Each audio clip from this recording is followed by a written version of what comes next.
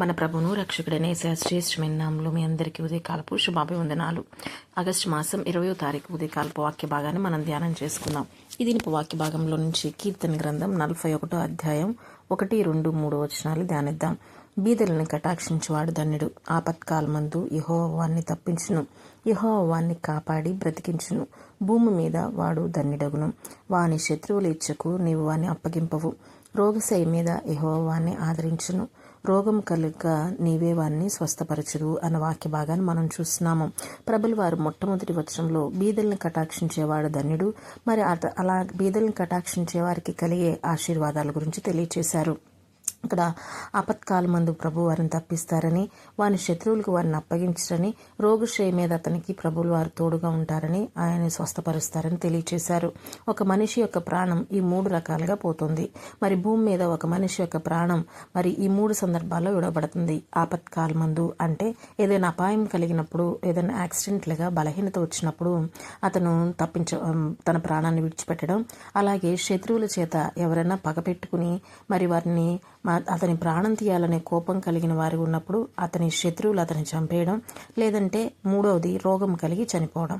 ఈ 3 సందర్భాలు ఒక మనిషి జీవితంలో తన ప్రాణం కోల్పోవడానికి కారణమవుతాయి. మరి ఇలా కాకుండా నిండు ఆయుష్తో మరి దీర్ఘాయు కలిగిన సంవత్సరాలు కలిగి మరి ప్రభు కృపను పొందుకుని ప్రభు రాజ్యానికి సమాధానకరంగా చేర్చబడ్డం ఒక విధానం. మరి ఇవన్నీ కూడా ఆపద కలిగి అపాయములుగా తన ప్రాణాన్ని పోగొట్టుకునే సందర్భాలు ప్రభులు వారు ఇక్కడ ఉదహరించారు. మరి బీదల్ని కటాక్షించడం వల్లనే ఈ 3 సందర్భాల్లో తప్పించబడతామని చెప్పారు. నిజంగా ప్రభువు వాక్యం చాలా సత్యమైనది, చాలా లోతైనది, ఆయన యొక్క ఆలోచనలు గూఢమైనవి. మరి ఈ విషయం తెలుసుకోవడం అసాధ్యమైన విషయం ఎవరికైనా కూడా. మరి బీదల్ని కటాక్షించడం వల్లనే ఈ 3 సందర్భాల్లో ఈ ఆపద సమయాల్లో, ఈ ఆపత్కాల సమయాల్లో తప్పించబడతామని ప్రభులు వారు ఒక అష్యూరెన్స్ ప్రతి ఒక్కరికి ఇవ్వడాన్ని మనం చూస్తున్నాము. చూడండి, ఒక బీదల్ని కనికరించడం వల్లే ఆపత్కాలమందు మనం తప్పించబడతామంట. మరి మన ప్రాణం వాడు కాపాడబడి యెహోవాని కాపాడి బ్రతికించును. మనకి యాక్సిడెంట్లుగా కానీ ఏదైనా అర్ధాంతరంగా ఏదైనా జరుగుతుంటే ఆ సమయంలో మనం కాపాడబడి బ్రతికించబడతాం. భూమి మీద వాడు ధన్యుడవుతాడు. తర్వాత వాని శత్రువులు ఇచ్చుకుని వాడిని అప్పగింపవు. శత్రువులు మన మీద పగబట్టినప్పుడు, మన ప్రాణం తీసేయాలనుకున్నప్పుడు మరి ప్రభు వారిని తప్పిస్తారు. ఎప్పుడు బీదలను కటాక్షించినప్పుడు ఈ యొక్క గొప్ప కాపుదల మనకు ఉంటుంది. 3వ సందర్భంగా 3వ వచనంలో రోగశ్రేయ మీద యెహోవా వారిని ఆదరించును. రోగం కలిగిగా నీవే వారిని స్వస్థపరచదువు. రోగం కలిగి కూడా కొంతమంది చనిపోతూ ఉంటారు. మరి అట్లాంటి రోగకరమైన పరిస్థితులు కూడా రావంట ఎప్పుడంటే బీదల్ని కనికరించినప్పుడు. ఎందుకని ఇంతటి ప్రాముఖ్యతను ప్రభులు వారు ఇచ్చారంటే నిజంగా వారిని కనికరించమని తెలియచేశారు. బీదల్ని కనికరించేవాడే యెహోవాకు అప్పిచ్చువాడు. సామెతల గ్రంథం 19వ అధ్యాయం 17వ వచనంలో మనం చూస్తే బీదల్ని కనికరించేవాడు యెహోవాకు అప్పిచ్చువాడు. అతడు చేసిన ఉపకారంకి అతనికి ప్రభులు వారు ప్రత్యుపకారం చేయను అన్న వాక్య భాగాన్ని మనం చూస్తాము. అంత మాత్రమే కాదు, మత్తయి సువార్త 25వ అధ్యాయం 31వ వచనంలో మనం చూస్తే తన మహిమతో మనుష్య కుమారుడు ఆయనతో కూడా సమస్త దూతలను వచ్చినప్పుడు ఆయన తన మహిమగల సింహాసనం మీద ఆసీనుడై ఉంటారు. అప్పుడు సమస్త జనులు ఆయన ఎదుట పోగు చేయబడుదురు. గొల్లవాడు మేకల్లో నుండి గొర్రెలను వేరుపరిచినట్లు ఆయన వేరుపరిచి తన కుడివైపున గొర్రెలను ఎడమ వైపున మేకలను నిలబెట్టును. అప్పుడు రాజు తన కుడివైపున ఉన్న వారిని చూసి, నా తండ్రి చేత ఆశీర్వదించబడిన వారులారా రండి, లోకం పుట్టినది మొదలుకొని మీ కొరకు సిద్ధపరచబడిన రాజ్యమును స్వతంత్రించుకునుడి. నేను ఆకలిగొంటిని, మీరు నాకు భోజనం పెట్టిదిరి. దప్పిగొంటిని, నాకు దాహం ఇచ్చితిరి. పరదేశిన ఇంటిని నన్ను చేర్చుకుంటిరి. దిగంబరిన ఇంటిని నాకు బట్టలు ఇచ్చితిరి. రోగిన ఇంటిని నన్ను చూడవచ్చితిరి. చెరసాల్లో ఉంటిని నా ఎద్దుకు వచ్చితిరి అని చెప్పును. అప్పుడు నీతిమంతులు, ప్రభువా, ఎప్పుడు నీ ఆకలి కొని ఇంట చూచి నీకు ఆహారం ఇచ్చితిని? నీవు దప్పుకొని ఇంట చూచి ఎప్పుడు దాహం ఇచ్చితిమి? ఎప్పుడు పరదేశివై ఇంట చూచి నిన్ను చేర్చుకుంటమి? దిగంబరివై ఇంట చూచి నీకు బట్టలు ఇచ్చితిమి? ఎప్పుడు రోగివై ఇంట చూచి చెరసాల్లో ఉంటే నువ్వు చూచి నీ ఎద్దుకు వచ్చితమని ఆయన అడిగారు. అందుకు రాజు చెప్తున్నారు, మిక్కిలి అల్పులైన ఈ నా సహోదరులో ఒకనికి మీరు చేస్త్రి గనక నాకు చేస్తారని నిశ్చయంగా మీతో చెప్పుచున్నానని వారితో అనను అన్న వాక్య భాగాన్ని చూస్తున్నాము.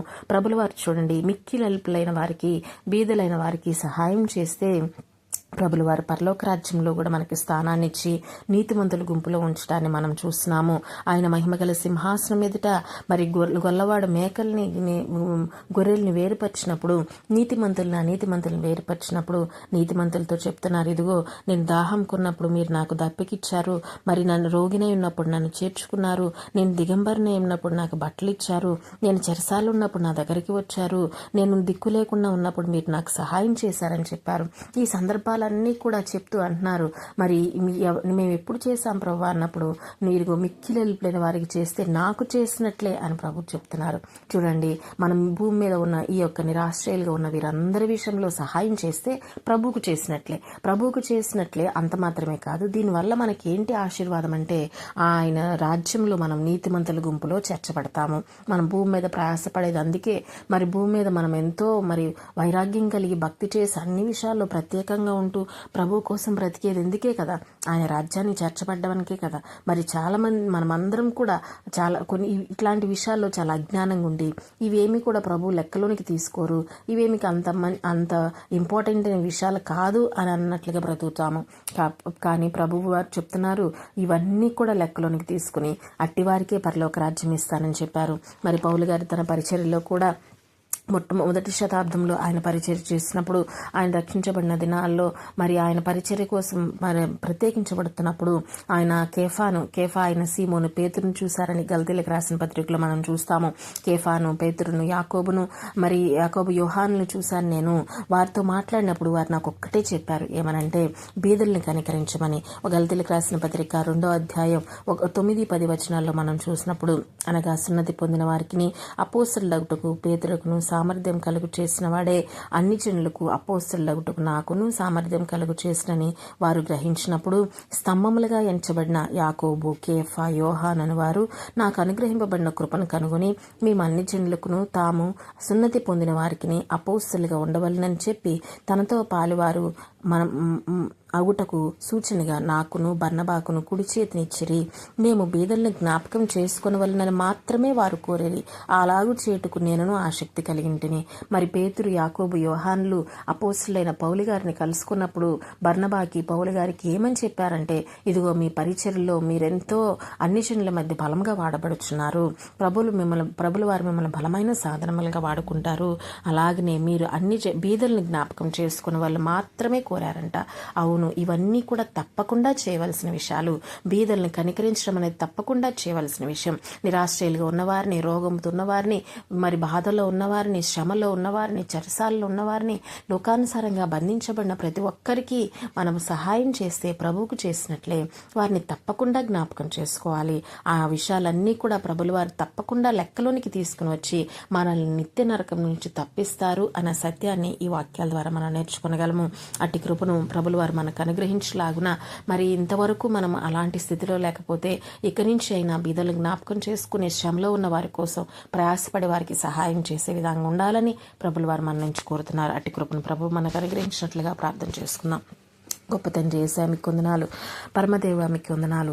అయ్యా, మీతో సహవాసం కలిగి మీ రాజ్యంలో ఉండాలంటే భూమి మీద మేము చాలా విషయాల్లో ప్రభా అయ్యా మీ వల్ల ఎదిగిన వారిగా ఉండాలి నాయన. చాలా విషయాల్లో జాగ్రత్త కలిగి చేసేవారిగా, పరిశుద్ధతతో నిష్కపటమైన మనసుతో చేసేవారిగా ఉండాలని మీరు మాకు హెచ్చరించారు నాయన. ఈ వాక్యాలన్నింటిని బట్టి మీకే స్తోత్రములు. బీదల్ని కనికరించేవాడు యెహోవాకు అప్పిచ్చువాడని చెప్పారు. బీదల్ని కటాక్షించేవాడు ధన్యుడు, వాడు భూమి మీద ధన్యుడగును, అతని ప్రాణం తప్పించబడును, ఆపత్కాలంలో తప్పించబడును, రోగి ఉన్నప్పుడు స్వస్థపరచబడును అని ఇలా ఎన్నో ఆశీర్వాదాలు మాకు ఇచ్చారు తండ్రి. అయ్యా పరమ తండ్రి, వీటన్నిటి విషయంలో జాగ్రత్త కలిగిన వారమై ఇవి చేస్తే కూడా ప్రభా మీరు తప్పిస్తారని, ఇవి చేస్తేనే తప్పిస్తారని మేము గ్రహించే శక్తిని, జ్ఞానమును మాకు ప్రసాదించమని. అయ్యా పరమ తండ్రి, మీరు మా యొద్ద నుంచి ఎలా ఉండాలని కోరుకుంటున్నారో, ఎలా ఉంటే మీ వల్లే మారుతామో ఇంకా వాక్యాల ద్వారా మమ్మల్ని బలపరుస్తున్నందుకే స్తోత్రాలు చెల్లిస్తూ యేసు పరిశుద్ధ నామములో అడిగి పొందుకుని పరమ తండ్రి. ఆమేన్. God bless you all. Shalom.